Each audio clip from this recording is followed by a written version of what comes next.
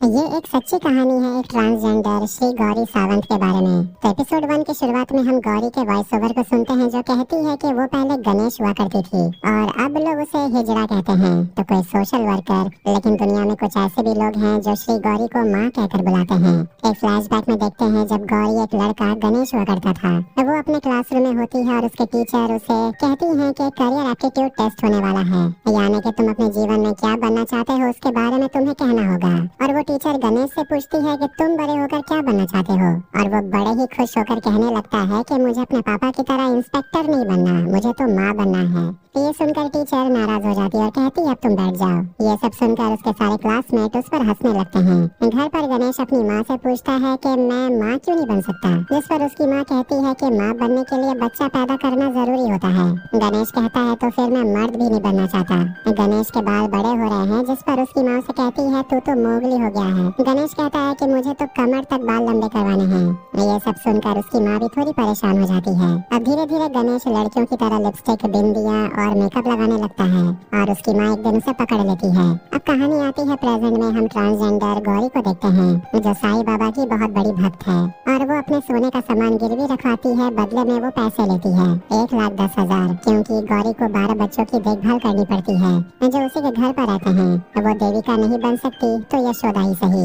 सभी बच्चे प्यार से गौरी को अम्मा कहकर बुलाते हैं और वहाँ एक मुन्ना नाम का भी एक ट्रांसजेंडर था। दोनों बातें कर रहे होते हैं कल आने वाले नतीजे के बारे में, जिससे ये पता चलेगा कि आखिर ट्रांसजेंडर इस देश के नागरिक है या नहीं। और इस केस को लड़ने में गौरी अपना सब कुछ दे चुकी है और अब उसे बस नतीजे का इंतजार है। आधी रात में उनके घर पर पत्थरबाजी होती है। ये सब देखकर जल्दी जल्दी गौरी बच्चों को छुपा देती है और एक लाठी लेकर बाहर निकलती है, लेकिन वो सभी वहाँ से भाग जाते हैं। दुख की बात है कि पत्थर फेंकने वाले भी ट्रांसजेंडर थे। अब सुबह होती है और आज सबकी नजर सुप्रीम कोर्ट पर होनी है, क्योंकि 3 घंटे के बाद वो अपना फैसला सुनाने वाले हैं कि ट्रांसजेंडर हमारे देश के 3rd जेंडर होने वाले हैं या नहीं। कोर्ट जाते वक्त गौरी को एक हिजड़ा मिलती है, लेकिन गौरी समझ जाती है कि ये असली में एक मर्द है, उसकी बीवी और बच्चे भी हैं। वो बस भीख मांगने के बहाने हिजड़े के भेष में है।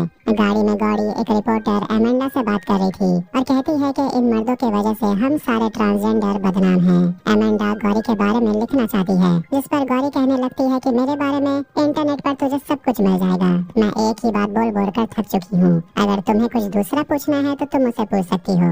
एमेंडा पूछती है कि आपके पिता का क्या रिएक्शन था जब आप ट्रांसजेंडर बनी या फिर आपने इस पिटीशन को फाइल किया, जिस पर गौरी कहती है कि मैंने अपने पिता से 16 साल से बात नहीं की और इस 16 साल में कितना कुछ बदल गया, लेकिन उसके पापा नहीं बदले। तभी रेडियो पर एक लावनी गाना आने लगता है और इसी के साथ हम जाते हैं फ्लैशबैक में, जब छोटा गणेश इसी लावनी गाने पर डांस कर रहा था और उसके पापा जो इंस्पेक्टर है वो बहुत गुस्सा हो जाते हैं और अपने बेटे को स्टेज से घसीटते हुए वहाँ से ले जाते हैं। घर आकर वो गणेश को मारते हैं और कहते हैं कि तुझे नाचना है तो नाच, लेकिन इस गाने पर नहीं। और वो अपने बेटे से कहते हैं कि तू अपनी जिंदगी में जो बनना चाहता है बन, मैं कुछ नहीं बोलूंगा, लेकिन लड़की मत बन। अब बहुत ज्यादा गुस्सा होने की वजह से रात में गणेश के पापा का ब्लड प्रेशर बहुत ज्यादा बढ़ जाता है, जिससे गणेश की माँ भी परेशान हो जाती है। फिर कुछ दिनों के बाद गणेश अपने स्कूल से घर आ ही रहा था और उसने अपनी माँ के लिए बिंदी खरीदा है, लेकिन घर आने के बाद उसे पता चलता है कि उसकी माँ अब इस दुनिया में नहीं रही। उस दिन को याद करके गौरी थोड़ी इमोशनल हो जाती है। फिर आखिर में वो और एमेंडा सुप्रीम कोर्ट पहुंच जाती हैं।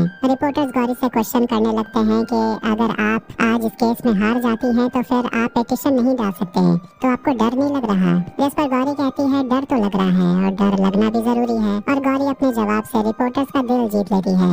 लेकिन जैसे ही वो कोर्ट के अंदर जाती है, एक आदमी जो लॉयर के भेष में था वो उसके चेहरे पर कालिक फेंक देता है और कहता है कि अगर वो पीछे नहीं हटती है तो अगली बार कालिक की जगह एसिड होगा। अब एपिसोड 2 में गौरी और एमेंडा पुलिस स्टेशन पहुंचते हैं कंप्लेंट लिखवाने के लिए, लेकिन बाहर बैठे 2 पुलिस ऑफिसर्स गौरी पर हंसने लगते हैं। एमेंडा गौरी से कहती है कि तुम्हें जाकर अपना चेहरा धो लेना चाहिए, लेकिन गौरी ऐसे ही रहेगी। एमेंडा उसे कहती है कि हमें जाकर पुलिस स्टेशन के अंदर बैठना चाहिए। गौरी कहती है कि मैं पुलिस स्टेशन के अंदर नहीं बैठूंगी और वो बताने लगती है कि जब वो 8 साल की थी तो उसके पापा उसे बुलेट पर बैठाकर पुलिस स्टेशन लाया करते थे।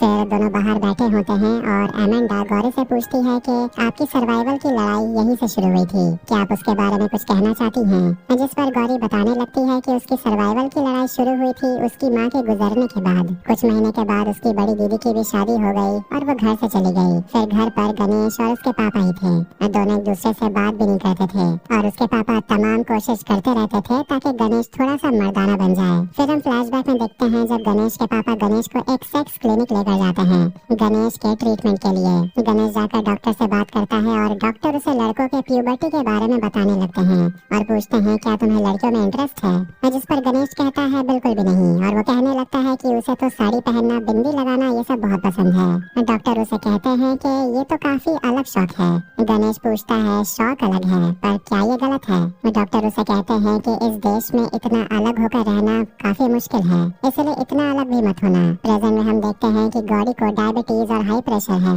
और हार्मोनल इम्बैलेंस भी, जिसके लिए वो 3 दवाई रोजाना खाती है। फिर वो याद करती है जब बचपन में वो दवाई खाया करती थी तो उसकी हालत कितनी खराब हो जाती थी। एक दिन उसकी नजर गई कुछ ट्रांसजेंडर पर जिसका वो पीछा करने लगता है और वो एक ट्रांसजेंडर से मिलता है और उसे कहता है कि मुझे आपकी तरह बनना है। वो ट्रांसजेंडर मुस्कुराती है और कहती है अंदर आने के लिए। तो वहीं गणेश के पापा को एक ट्रांसजेंडर की डेड बॉडी मिलती है और वहाँ पर बहुत सारे ट्रांसजेंडर बैठकर रो रहे थे और वो पुलिस को कहते हैं कि 2 दिन से ये डेड बॉडी कहीं सड़ रही थी और आप लोगों को आज डेड बॉडी मिला। और प्रॉब्लम तो ये भी है कि उन्हें डेथ सर्टिफिकेट भी नहीं मिलेगा क्योंकि उन लोगों का कोई अस्तित्व है ही नहीं। और जब गणेश के पापा अपने काम पर जाते हैं तो गणेश ट्रांसजेंडर के साथ मिलकर वक्त बिताने लगता है, लेकिन उसके पापा खुश होते हैं ये देखकर कि गणेश के चेहरे पर बाल आ रहे हैं और ये खुशखबरी वो अपनी बड़ी बेटी को सुनाते हैं। फिर एक दिन जब गणेश अपने पापा के साथ सब्जी बाजार जाता है तो वहाँ कुछ लड़के गणेश को लड़की समझकर छेड़ने लगते हैं और गणेश के पापा उन लड़कों को पीट कर भगा देते हैं।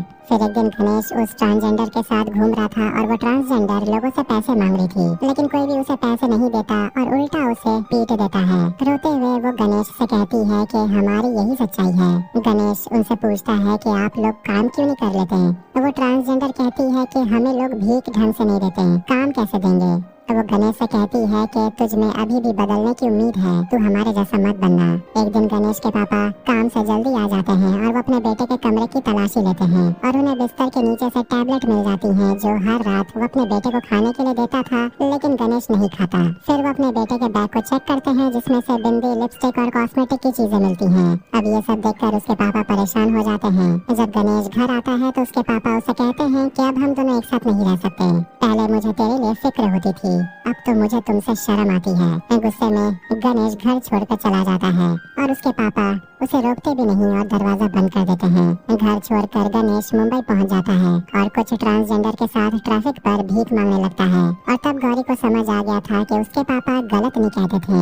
इस दुनिया में सरवाइव करना इतना आसान नहीं है और वो मुंबई तो भीख मांगने के लिए नहीं आई थी। फिर एक दिन वो अपने घर जाने का सोचती है, लेकिन उसकी दीदी उसे बाहर ही रोक लेती है और उसे पूछती है कि तू लड़का बनकर क्यों नहीं रह सकता? वो अपने भाई से कहती है कि अच्छा यही होगा कि तू परिवार से दूर रहे, मैं यहाँ सबको संभाल लूंगी, बेटी की भी ड्यूटी कर लूंगी और बेटे की भी। रोते हुए गणेश कहने लगता है कि ये घर मेरे लिए जेल बन गया था, मरने से तो अच्छा था कि मैं यहाँ से भाग गया। उसकी दीदी उसे समझाती है कि कुछ भी हो जाए गलत कदम मत उठाना। इसके बाद गणेश वहाँ से चला जाता है। गौरी उस दिन को याद करके रोने लगती है और कहती है कि उस दिन के बाद वो अपने पिता से कभी मिलने नहीं गई, लेकिन वो अपने पिता को कॉल कर लिया करती थी।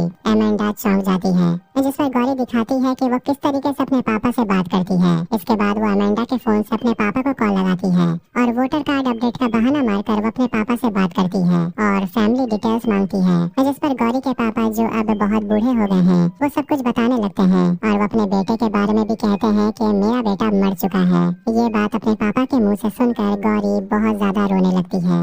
एपिसोड 3 में क्वेश्चन पूछने पर गौरी कहती है कि लोग मुझे पसंद तो करते हैं लेकिन सिर्फ एफबी पर। एमेंडा उससे पूछती है कि आपको इतना कुछ सहना पड़ा, फिर भी आपके अंदर इतनी उम्मीद कैसे है?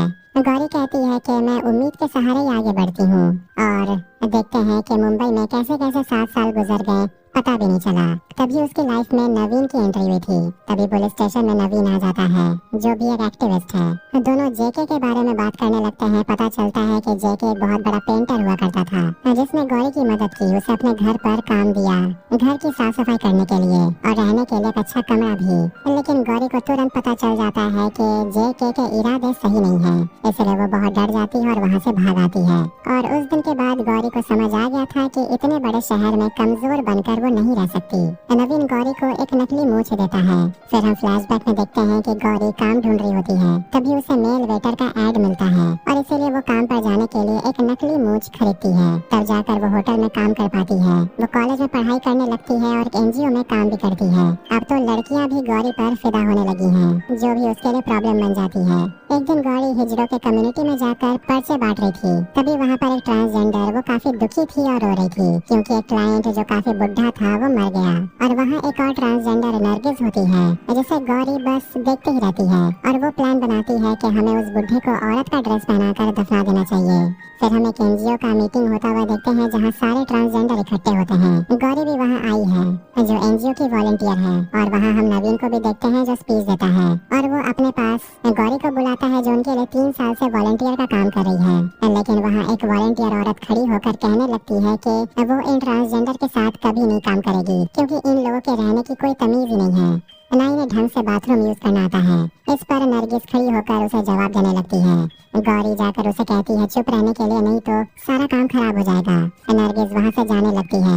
गौरी उसे रोकती है। नरगिस ये सोचती है कि गौरी एक लड़का है और वो उसे कहती है कि अगर तुझे हम लोगों की सच में फिक्र है तो पहले हम जैसा बनकर दिखा, फिर बाद में बात करना। अब सभी के जाने के बाद गौरी अफसोस करने लगती है कि 2 साल से वो ये काम कर रही है, लेकिन आखिर में क्या हुआ, कुछ भी नहीं मिला। नवीन उसे कहता है कि अगर तू चाहती है कि वो तुझे अपना माने तो तुझे उनकी तरह बनना होगा। कुछ दिन के बाद वो हॉस्पिटल जाती है अपना ऑपरेशन करवाने के लिए, लेकिन ऑपरेशन करवाने की भी रिस्क है। उसे किसी नजदीकी रिश्तेदार का सिग्नेचर भी चाहिए, इसलिए वो अपनी बहन को कॉल करती है जो अब इंस्पेक्टर बन गई है। लेकिन उसका पति कहता है कि तेरी बहन तो सिक्योरिटी ड्यूटी करने के लिए गई है क्योंकि गणपति फेस्टिवल चल रहा है। इसके बाद गौरी अपने पापा को कॉल करती है, लेकिन अब उसमें इतनी हिम्मत है नहीं कि वो सीधे बात कर सके और लोन कंपनी का बहाना मारकर बात करती है और उसके पापा फोन रख देते हैं। फिर फॉर्म भरते वक्त वो अपने रिलेटिव वाले जगह पर साईं बाबा का नाम लिखती है और एड्रेस में लिख देती है एवरीवेयर। फिर आखिर में गौरी अपना सेक्स चेंज ऑपरेशन करवाती है। ऑपरेशन के बाद गौरी को होश आता है और वहाँ एक नर्स काम कर रही थी। गौरी उससे पूछती है कि मेरा ऑपरेशन कैसा रहा। वो नर्स मुस्कुराते हुए कहती है कि तू जिंदा है, इसका मतलब कि ऑपरेशन सक्सेसफुल रहा। गौरी घर आती है और अब वो खुद के नए शरीर से खुद को एडजस्ट करने लगती है। उसकी बड़ी बहन पापा को बता देती है कि गणेश अपना सेक्स चेंज ऑपरेशन करवा चुका है। ये सुनकर उसके पापा काफी शॉक्ड हो जाते हैं और अब उनके लिए उनका बेटा गणेश अब हमेशा के लिए मर चुका है। वो गंगा किनारे अपने बेटे के नाम का पिंड करवा देते हैं। तो वहीं गौरी पूरी तरह से अब ट्रांसजेंडर बन गई है और अपने कम्युनिटी के लोगों का आशीर्वाद लेकर वो उन लोगों के साथ नाचने लगती है। लेकिन तभी उन्हें पता चलता है कि एक ट्रांसजेंडर को पुलिस ने बहुत पीटा है। इसलिए गौरी और बाकी लोग वहाँ पहुँचते हैं और ये ट्रांसजेंडर कोई और नहीं बल्कि मुन्ना है।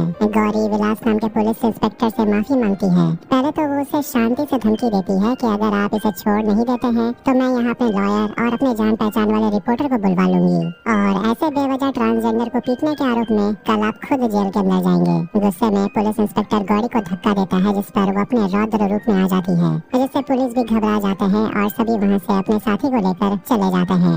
गौरी मुन्ना से पूछती है आखिर तेरे साथ हुआ क्या था, तो वो बताने लगती है कि उसका अपने गुरु से झगड़ा हो गया था और वो 3 दिन बाहर भटकती रही। फिर आखिर में उसे 2 ट्रक ड्राइवर मिले जो मिलकर उसके साथ जबरदस्ती करने लगे, उसे एक जगह ले जाकर। तभी वहाँ पर पुलिस की रेड पड़ जाती है और इसीलिए पुलिस उसे पीट रही थी और वो हाथ जोड़कर गौरी को अम्मा कहती है और कहती है कि अगर आप आज नहीं आई होती तो पता नहीं मेरा क्या हुआ होता। ये देखकर नरगिस भी अब गौरी पर काफी गर्व महसूस करती है। फिर वो मुन्ना को अपने घर ले आती है। फिर वो सभी अपने घर में होते हैं, तभी उन्हें पता चलता है कि उनके पड़ोस में एक औरत मर गई है और उसकी छोटी सी बेटी भी थी, गुंजन, जिसे खरीदने के लिए 2 आदमी वहाँ पहुँच गए हैं। ये सुनकर गौरी एकदम गुस्सा हो जाती है और वो अपने लोगों के साथ तुरंत उस घर में पहुँचती है। वहाँ छोटी बच्ची गुंजन होती है जिसे एक आदमी खरीदने वाला था क्योंकि उसकी माँ का उस पर कर्जा था जो अब उसकी छोटी बेटी को चुकाना होगा। लेकिन गौरी वहाँ उसे रोकती है और वहाँ एक कोठे वाली भी थी जो जो भी उस लड़की को खरीदने वाली है, और लड़की के बिना वो दोनों यहाँ से नहीं जाने वाले। गौरी उस आदमी को धमकी देती है कि तेरे तो बस कुछ ही लोग नीचे खड़े हैं, लेकिन ये पूरा इलाका मेरे जैसे लोगों से भरा पड़ा है। मेरे एक आवाज से वो तेरे लोगों का ऐसा हाल करेंगे कि तू मुंह दिखाने लायक नहीं रहेगा। इसके बाद वो छोटी बच्ची को अपने साथ लेकर घर आ जाती है और बिल्कुल अपनी बेटी की तरह उसे पालती पोसती है, अपने बिस्तर पर सुलाती है। कुछ ही दिन में अब छोटी बच्ची सभी के साथ घुलने मिलने लगती है। गुंजन गौरी को आई कहकर बुलाती है। ये देखकर गौरी रोने लगती है क्योंकि वो हमेशा से माँ बनना चाहती थी और आखिर में वो एक माँ बन गई। कुछ दिन के बाद गौरी अपने सारे सर्टिफिकेट्स लेकर जाती है स्कूल में अपना इंटरव्यू देने के लिए, लेकिन उसे स्कूल के प्रिंसिपल उसे समझाती हैं कि टीचिंग बिल्कुल ही अलग प्रोफेशन है, तुम्हारे हर एक शब्द का प्रभाव स्टूडेंट पर पड़ता है। लेकिन फिर भी वो गौरी को एक चांस देना चाहती है और वो गौरी को 8,000 पर मंथ देने के लिए मानकर उसे अपने स्कूल में टीचर की जॉब पर रख लेती है। एक दिन गौरी गुंजन को स्कूल लेकर जा रही थी। उसी स्कूल में छोड़ने के लिए वहाँ पर उसकी दीदी भी आती है अपने बच्चे के साथ, और वो छोटा बच्चा पूछता है कि आखिर ये कौन है, जिस पर गौरी कहती है मैं तेरी मासी हूँ। दोनों बैठकर बात कर रहे होते हैं और उसकी दीदी कहती है कि आखिर तू माँ बन ही गई। गौरी बताने लगती है कि माँ बनना कितना मुश्किल होता है, जिस पर उसकी दीदी भी खुलकर और हंसकर उससे बातें करने लगती है। उसकी दीदी गौरी से माफी मांगती है कि तुझे जब मेरी मदद चाहिए थी तो मैंने तेरा साथ नहीं दिया, लेकिन गौरी अपनी दीदी को माफ कर देती है। फिर एक दिन जब गौरी क्लास में बच्चों को पढ़ा रही थी तभी एक रिपोर्टर अपने कैमरामैन के साथ आती है गौरी की तस्वीर खींचने के लिए, और ये न्यूज़पेपर की हेडलाइन बन जाता है कि ट्रांसजेंडर ने इतिहास रच दिया। नरगिस भी बहुत खुश होती है, लेकिन कुछ लोग हैं जो गौरी की कामयाबी से जलते हैं। एपिसोड 5 में नवीन गौरी को एक लेटर दिखाता है जो कि अमेरिका के आर्ट्स एंड ह्यूमैनिटी कॉलेज से आया है। अब वो गौरी को सम्मानित करना चाहते हैं। नवीन गौरी को समझाता है कि अगर तू अमेरिका जाएगी तो यहाँ भी तुझे लोग सीरियसली लेने लगेंगे। अमेरिका जाने के लिए गौरी फ्लाइट पे चढ़ती है और ये फ्लाइट एक्सपीरियंस उसका पहली बार है, इसलिए वो काफी नर्वस लग रही है और वो काफी कंफ्यूज होती है कि आखिर उसका बैग कहाँ रखना है, उसे ये भी नहीं पता। फ्लाइट अटेंडेंट उसकी मदद कर देती है और गौरी की नजर जाती है फ्लाइट अटेंडेंट के लिपस्टिक पर और पूछती है क्या ये पूरा दिन टिक जाता है। वो कहती है हाँ टिक जाता है। फिर वो उसे सीट बेल्ट बांधना सिखाती है, ये भी बताती है कि बाथरूम कहाँ है और खाना गर्म मिलता है। सब कुछ बताने के बाद गौरी उसे आशीर्वाद देती है और कहती है अब तो जा सकती है। फिर हम एक ट्रांसजेंडर के ग्रुप के गुरु को देखते हैं जो गौरी के बारे में अपने लोगों से बात कर रही थी कि क्या गौरी अमेरिका में ही बस जाएगी, तो वो दूसरी ट्रांसजेंडर बताती है कि वो कुछ दिन में आ जाएगी। फिर कुछ दिनों के बाद गौरी वापस इंडिया आ जाती है और उसकी सहेलियाँ काफी खुश होती है और उसका स्वागत करते हैं। वापस आकर गौरी अपने कम्युनिटी के लोगों को एजुकेशन देने का सोचती है ताकि दोबारा से उन्हें ताली बजाकर भीख मांगने की जरूरत न पड़े, और इन सब से बाहर निकलने का सबसे बड़ा शस्त्र पढ़ाई है। अगर वो लोग पढ़ लिख लेंगे, एजुकेटेड बनेंगे, तब उन्हें नौकरी मिलेगी, कोई उन्हें बेवकूफ नहीं बना पाएगा। कस्टमर केयर, फोन ऑपरेटर, ये सब का जॉब तो उन्हें मिल ही जाएगा, महीने के 8,000 रुपए मिल जाएंगे। जिस पर एक ट्रांसजेंडर कहने लगती है कि इतना तो मैं ऐसे ही कमा लेती हूँ, इसलिए वो क्लास छोड़कर चली जाती है। घर आते वक्त गौरी और उसकी सहेली नरगिस के बारे में बात कर रहे होते हैं। फिर वो गौरी से कहती है कि तू आगे जा, मैं तेरे लिए पान लेकर आती हूँ। फिर दोनों घर में मिलते हैं और दोनों गुंजन के बारे में बात करते हैं कि अब वो कितनी बड़ी हो गई है और वो तो अब लिपस्टिक भी लगाती है, जिस पर गौरी उसे मना करती है कि उसे लिपस्टिक मत देना। फिर वो गौरी को पान देती है खाने के लिए, लेकिन तभी वहाँ पर नरगिस आ जाती है और गौरी से कहती है अकेले अकेले पान खा रही है, ये पान मैं खाऊंगी। और वो गौरी की सहेली से पूछती है क्या ये पान मैं खा सकती हूँ, जिस पर वो वहाँ से भागने लगती है। नरगिस उसे पकड़ लेती है और पूछती है कि इस पान में तूने क्या क्या डाला है। तब जाकर वो कबूल करती है कि उसने पान में पारा यानी कि मर्क्यूरी डाला है, जिसे खाकर गौरी की जान खतरे में आ सकती थी। वो वहाँ से भाग जाती है। तब जाकर नरगिस कहने लगती है कि मैंने उसे मेडिकल स्टोर में देख लिया था, वो तेरा भरोसा जीतने की कोशिश कर रही थी और वो यहाँ तुझे मारने के लिए आई थी। गौरी पूछती है आखिर क्यों करेगी वो ऐसा, जिस पर नरगिस बताती है क्योंकि उसकी गुरु तुझसे जलती है, वो तुझे मारना चाहती थी, वो नहीं चाहती कि तू आगे बढ़े। गौरी काफी डर जाती है, लेकिन नरगिस उसे संभालती है और कहती है कि मैं हूँ ना तेरी बॉडीगार्ड, मैं तुझे और गुंजन को बचाऊंगी। दोनों समुद्र किनारे बैठे होते हैं और नरगिस गौरी से कहती है कि दूसरे से पहले तो खुद के बारे में सोच। फिर नरगिस बताती है कि वो भी यहाँ से कहीं और शिफ्ट हो रही है क्योंकि वो अपने बॉयफ्रेंड से शादी करने वाली है। फिर वो गौरी को अपने बॉयफ्रेंड मुट्ठू से मिलाती है। गौरी नरगिस के लिए बहुत खुश है। फिर कुछ दिन के बाद एक आदमी गौरी के घर आता है और वो अपने टोकरी में एक छोटे बच्चे को लिए हुए था। वो छोटा बच्चा वो गौरी को दे देता है और आदमी बताता है कि कोई इस बच्चे को समुद्र किनारे छोड़कर चला गया था। गौरी तो चौंक जाती है और वो बच्चे को अपने हाथ में उठाती है और गुंजन भी उस बच्चे के साथ खेलने लगती है। गौरी फिर अपना फाउंडेशन खोलती है और धीरे धीरे बहुत सारे लोग मिसिंग बच्चे फाउंडेशन में आकर दे जाते हैं। गौरी उन सभी बच्चों बच्चों को बचाने लगती है। लेकिन मुन्ना गौरी से पूछता है कि आखिर तू कितने बच्चों को बचाएगी, इससे तो तेरी जिम्मेदारी और बढ़ती चली जाएगी। इसके बाद दिन गौरी नवीन के साथ कोर्ट और सरकारी ऑफिस के चक्कर काटती रहती है, क्योंकि वो बचाए गए बच्चों के लिए एक घर बनाना चाहती है। लेकिन लॉयर और ऑफिसर कहते हैं कि ट्रांसजेंडर ऐसा नहीं कर सकती, क्योंकि वो ऑफिशियली एग्जिस्ट नहीं करते। इस पर गौरी उनसे पूछती है कि मुझे कुछ समझ नहीं आया, एग्जिस्ट नहीं करती का मतलब क्या होता है। लॉयर उसे कहने लगते हैं कि सरकार के हिसाब से उनके जितने भी योजनाएं हैं वो आप लोगों के लिए नहीं है। आप बच्चे अडॉप्ट नहीं कर सकते, ड्राइव नहीं कर सकते। ये सब सुनने के बाद गौरी लॉयर से पूछती है कि आखिर इसको बदलने के लिए क्या करना पड़ेगा। लॉयर बताते हैं कि आपको पेटिशन फाइल करना होगा, वो भी सुप्रीम कोर्ट में, लेकिन इसमें बहुत समय जाएगा और अगर ये पेटिशन रिजेक्ट होता है तो सारा मेहनत और समय और पैसा बर्बाद। लेकिन गौरी इस केस को लड़ना चाहती है और इसके लिए वो वकील गौरी का साथ भी देने वाले हैं। वो सुप्रीम कोर्ट में ट्रांसजेंडर की साइड से केस को लड़ते हैं ताकि उन्हें उनका जो हक है वो मिले।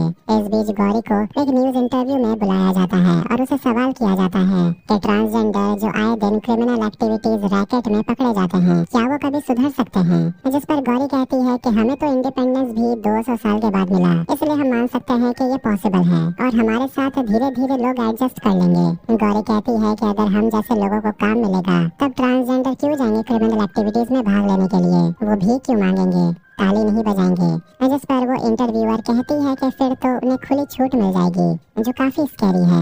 तब गौरी कहने लगती है कि असली में स्कैरी क्या है मैं बताती हूँ। जब बचपन में उनके जैसे लोग अकेले पड़ जाते थे, उनके ही परिवार वाले मुंह मोड़ लेते थे, परिवार होने के बावजूद वो अनाथ कहलाते थे, ये होता है स्कैरी। इस देश में जहाँ कुत्तों तक का सेंसस होता है लेकिन ट्रांसजेंडर का नहीं, ये है स्कैरी। और वो सभी के सामने कह देती है कि उनके कम्युनिटी के लोगों ने सुप्रीम कोर्ट में पिटीशन जारी किया है ट्रांसजेंडर की इक्वालिटी के लिए, जिस पर सभी खड़े होकर रिस्पेक्ट के साथ गौरी के लिए ताली बजाते हैं। जब वो स्टेज से उतरती है तो वो इंटरव्यूअर गौरी से कहता है कि मैं आपकी बहुत इज्जत करता हूँ और मैं अब अपने कंपनी में 2 सीट खाली रखूंगा ट्रांसजेंडर के लिए। और वो उसे अपना बिजनेस कार्ड देता है और कहता है कि आपके तरफ से कुछ बेस्ट लोग हैं तो उन्हें काम पर भेजिए। फिर जैसे वो वहाँ से निकलती है, मुन्ना का उसे कॉल आता है जो बताता है कि शादी से पहले ही मुट्ठू नरगिस को छोड़कर भाग गया और नरगिस ने अपनी जान ले ली। ये सुनकर गौरी शॉक्ड हो जाती है। एपिसोड 6 में गौरी तुरंत हॉस्पिटल पहुंचती है और देखती है कि नरगिस के डेड बॉडी को ऐसे ही बाथरूम के सामने जमीन पर फेंक दिया गया है। तभी वहाँ पर 2 वर्कर आते हैं और कहने लगते हैं कि उन्हीं ने नरगिस के डेड बॉडी को यहाँ लाया, कोई तो छूने के लिए तैयार भी नहीं था। गौरी उन दोनों से पूछती है कि इसको नीचे क्यों रखा है। तभी वहाँ एक और वर्कर आता है और गौरी उसे पूछती है कि वहाँ 2 स्ट्रेचर्स पड़े हुए हैं, तो आखिर इसे बाथरूम के सामने जमीन पर क्यों रखा है, माफी तो तुझे मांगनी पड़ेगी। गौरी उसे कहती है हॉस्पिटल के डीन को बुलाने के लिए और उसे डीन से राइटिंग में माफीनामा चाहिए, नहीं तो वो वहाँ से नहीं जाएगी। वो वर्कर कहता है कि तुझे जो करना है कर ले, मैं तुझसे नहीं डरता। फिर वो सभी वहाँ से चले जाते हैं और गौरी किसी को कॉल लगाती है। अब वो वर्कर हॉस्पिटल के डीन को कॉल करता है और डीन कहते हैं कि गौरी को वैसे ही रहने दो, वो वेट करके चली जाएगी और कल सुबह तक म्यूनिसिपैलिटी की वैन भी आ जाएगी, उसमें डेड बॉडी को फेंक देना।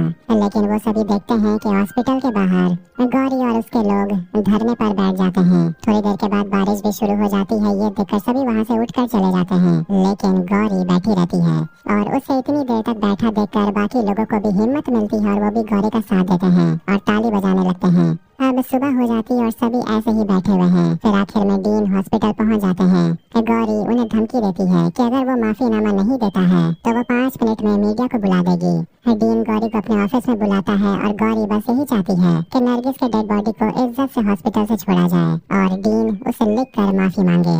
तभी वहाँ पर मीडिया के गाड़ी पहुँच जाते हैं और गौरी उसे धमकी देती है कि अगर वो माफीनामा नहीं लिखता है तो गौरी अपनी साड़ी उतार कर बाहर चली जाएगी, जिससे डीन के ऊपर ही लोग थू थू करेंगे। इसलिए डर के मारे वो गौरी को माफीनामा लिख कर दे देता है और नरगिस के डेड बॉडी को स्ट्रेचर से बाहर निकाला जाता है और नरगिस के पास जाकर गौरी बहुत रोती है। फिर कहानी आती है प्रेजेंट में, जहाँ नवीन और गौरी ये कहानी एमेंडा को बता रहे होते हैं और वहाँ नवीन कहता है कि वो गे है और वो हमेशा सोचा करता था कि दुनिया की सारी दुख उसी के नसीब में है। लेकिन जब वो गौरी से मिला तब उसे समझ आया कि कम से कम लोग नवीन को इंसान तो मानते हैं, गौरी को तो लोग वो भी नहीं मानते। फिर आखिर में सभी वर्डिक्ट का इंतजार करने लगते हैं। कोर्ट आखिर में ये फैसला सुनाती है कि ट्रांसजेंडर को इस देश में तीसरे लिंग का दर्जा दिया जाएगा। अब ऐसा होने के बाद ट्रांसजेंडर समाज के साथ आगे बढ़ पाएंगे। फिर आखिर में गौरी जाकर अपने हाथ से कालिख धो देती है और सभी ताली बजाकर उसका स्वागत करते हैं। बाहर आकर गौरी खुशी से रिपोर्टर से बात करती है और न्यूज चैनल पर गौरी के पापा और दीदी भी गौरी को देख रहे होते हैं। गौरी इमोशनल हो जाती है क्योंकि आज उसे अपने पापा और मम्मी की याद आ रही थी। गौरी के पापा भी काफी इमोशनल हो जाते हैं गौरी को टीवी पर रोते हुए देखकर। ये कहानी यहीं पर खत्म होती है। फिर हम आखिरी में श्री गौरी सावंत को देखते हैं जिनके बारे में बताया जाता है कि 2019 में उन्हें इलेक्शन कमीशन ऑफ इंडिया की तरफ से महाराष्ट्र का इलेक्शन एम्बेसडर चुना गया और वो LGBTQ कम्युनिटी से वो पहली है जिसे ये पोजीशन मिली है। श्री गौरी सावंत ने एक NGO भी खोला है जिसे वो ट्रांसजेंडर लोगों की मदद करती है और सेफ सेक्स प्रमोट करती है। श्री गौरी सावंत के उपलब्धियों के बारे में बताया जाता है कि कैसे उन्हें टेड टॉक के लिए IIM काशीपुर में बुलाया गया था। और इसी के साथ ताली वेब सीरीज यही एंड होती है। अगर आपको ये वीडियो पसंद आए तो वीडियो को लाइक करें, चैनल को सब्सक्राइब करें। मिलते हैं नेक्स्ट वीडियो में। Take care.